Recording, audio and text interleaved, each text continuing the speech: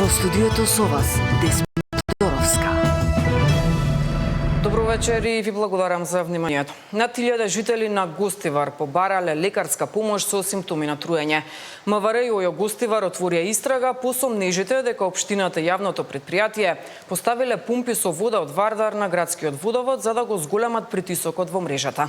Агенцијата за храна и ветеринарство пак привремено ја забрани водата за пиење во Гостивар. Габриела Лескова со информациите.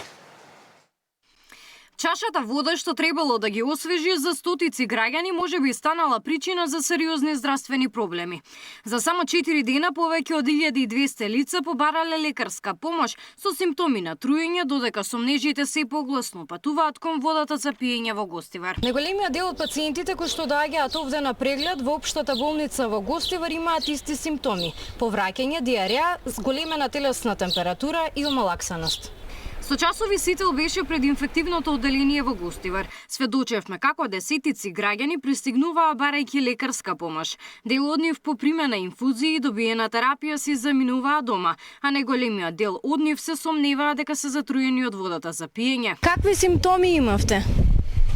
Дали пиевте вода? Нормално од стомакот на Диареја имавте? Пролив, диареја и така. Температура? Не. А вие пиевте вода од чешма, сметате дека... Од чешма. Сметате дека е загадена водата? Веќината кажат, што знаем. Каква терапија примивте овде на инфективното одделение? Ни даде една инфузија и нешто за дома. Жена ми да. Ношти имаше малаксување и такви работи и однесовме на брза помош. И што мислите, од што е, од водата? Од водата. Знам дека не е исправна водата. Знаете дека не е исправна? Не е исправна. И од каде си полните? Од Мавро. Одам со колата во флаши и си нападам и немат. Не пиеме. Зошто не пиеме? Не знам по која причина, ама не пиеме. Зголемениот број пациенти го потврди директорот на болницата. Тој вели дека поради напливот на пациенти има и зголемен број на медицински тимови, но не откри детали за можниот извор на труењето. Напливот на пациенти ги натера институциите итно да реагираат. Постојат сомневања дека јавното предпријатие Водовод во соработка со општина Гостивар поставило 3 пумпи во корито со отпадни води, преку кои вода директно се вбризгувала во главниот цевковод што го снабдува градот. Според првичните информации, ова било направено за да се зголеми притисокот на водоводната мрежа поради недостиг на вода, со што потенцијално било загрозено здравјето на граѓаните. Се преземаат конкретни истражни действија во кои што се вклучени сите потребни институции за да се утврди таа состојба. Оваа ситуација дали значи дека е кривично правен настан или од други аспекти. Така да се преземаат истражни действија од страна на надлежен јавен обвинител од Основно јавно обвинителство Гостивар. Од јавното комунално предпријатие ги демантираат сомневањата. Не знам зашто се шират ваквите дезинформации, значи водата е чиста и безбедна за пиење. Резултатите ќе го покажат тоа. Но Агенцијата за храна и ветеринарство констатирала дека пумпите биле поставени нелегално и од безбедносни причини донела одлука водата во Гостивар да не се користи. Градоначалникот на Гостивар Валбон Лимани е единствениот кој денеска остана недостапен за одговор на прашањето од јавноста. Габриела Лескова, Сител телевизија. Невремето кое синоќа ја зафати Битола предизвика огромни штети. Оштетени се голем број на куќи и објекти, а надлежните и денеска ги санираат последиците. Големото невреме кое што синоќа ја погоди Битола го парализираше градот. Силниот ветар и дожд кој што паѓаше околу 1 час направија вистински пустош и хаос во одредени делови на Битола. Улиците наликуваа на вистински езера, реки од вода течеа насекаде. Имаше паднати дрвја, затната канализација, ѓубре, кал и камења насекаде. Се оштетија и улиците кои што веќе подолг период се во фаза на реконструкција. Силната вода го однесе тампонот и градежниот материјал. Се поплавија подрумите на голем број куќи, како и деловни објекти. За појке да истекува водата. Тоа е цела работа, не е за нешто друго. Мислам, само тоа е проблем, ништо друг проблем нема. Само помали цевки, така поголеми цевки и тоа е.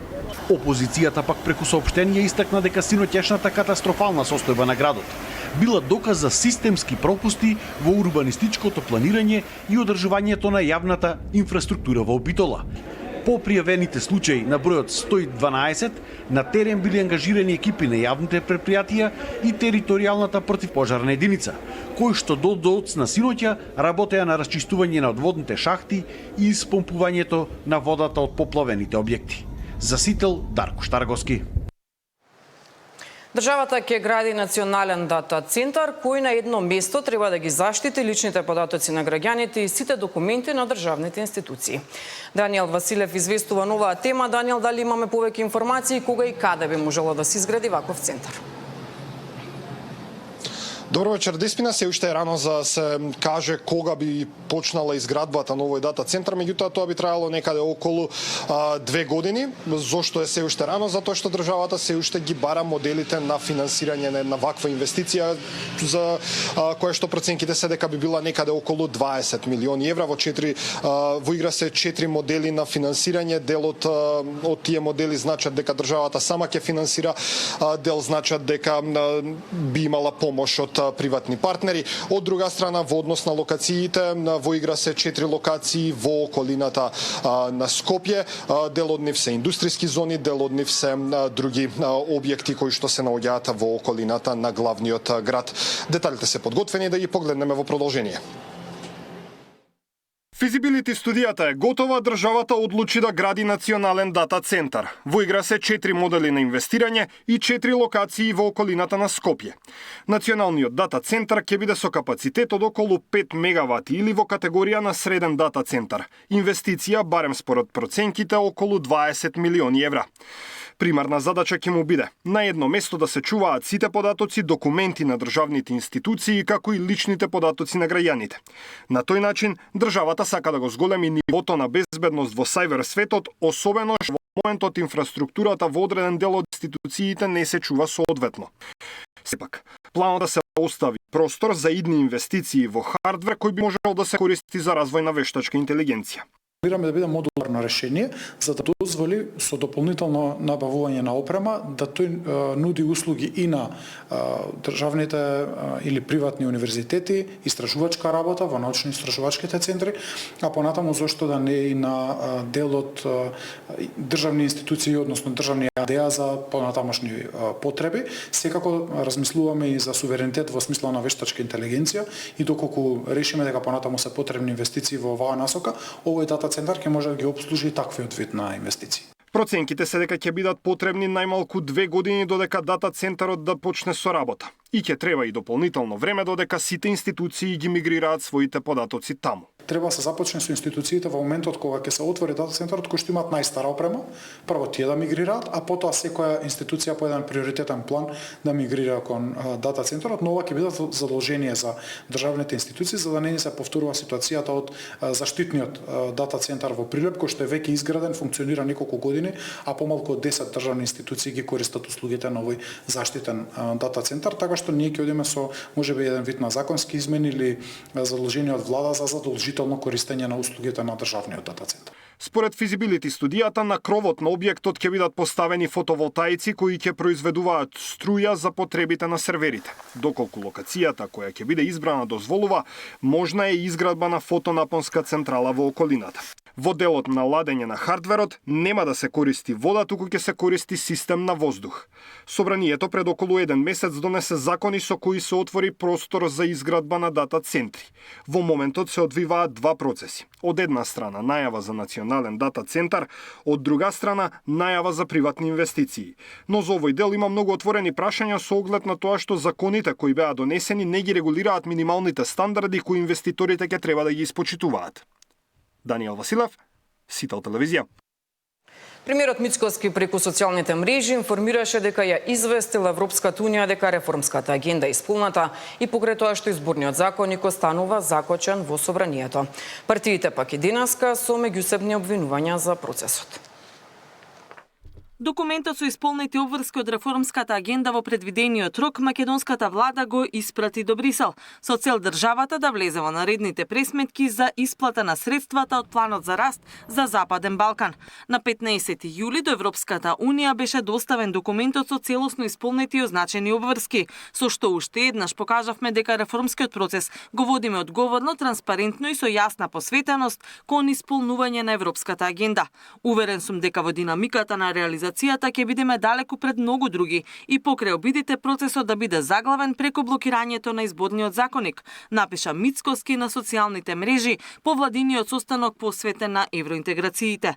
Во меѓувреме не стивнуваат меѓусебните обвинувања меѓу власта и опозицијата за тоа кој е виновен што пропадна измените на изборниот законник. Од ВМРО ДПМН обвинуваат дека СДСМ, Левица и ДУИ сметаат дека доколку глумат жртви ќе освојат повеќе политички поени.